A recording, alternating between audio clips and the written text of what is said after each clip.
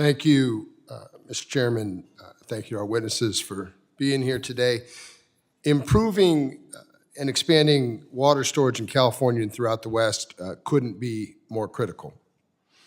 California has struggled to grow its water supply, failing to invest in necessary infrastructure to store more water for years.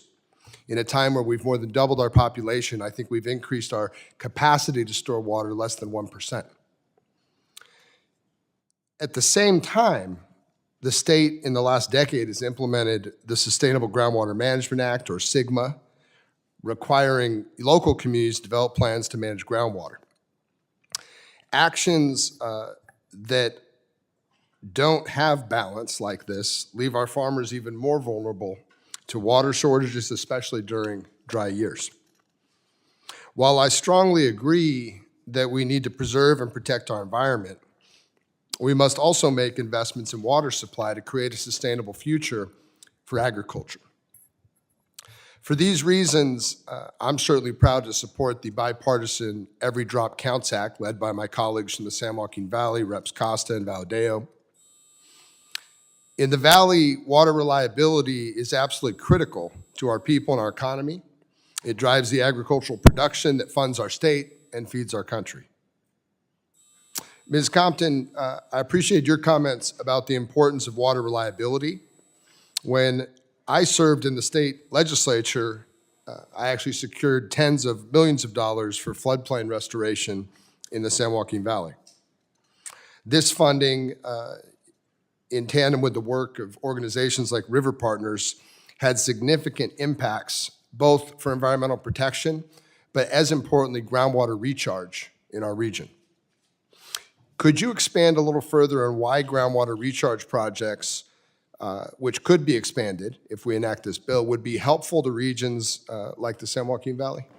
I'd be more than happy to. So when it comes to water supplies and groundwater recharge, there are the project proponents that move forward with, the groundwater recharge project, but it actually ends up benefiting everybody in the groundwater aquifer, because when you put more water in, you're raising the groundwater levels. And so even those that aren't storing that water and doing the recharge actually benefit from the project, not only because of the leave behind, but because their well reaches the groundwater level and they don't have to drill it farther. And so it actually ends up being a win for everybody across the board, both the project sponsors, and if it's done right, like the projects that I talked about in my statement and that we're doing currently in the Central Valley, you can have an urban ag environmental win, which is so rare in water, but we need to stop fighting against each other and find those projects that provide that triple win. And groundwater recharge certainly does do that for agricultural in the Central Valley. I appreciate that response.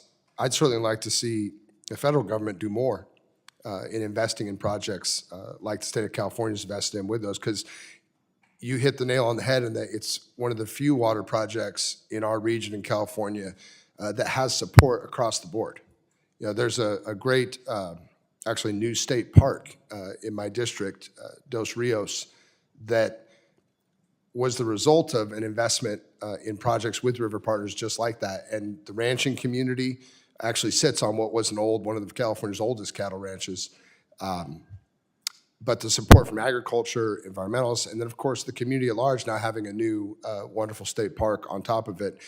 We ought to be doing dozens of projects like that up and down the San Joaquin Valley to achieve some balance where we're not just taking water, depleting water supply for farmers, but rather making the necessary investments. So thank you for your testimony. With that, Mr. Chairman, I yield back.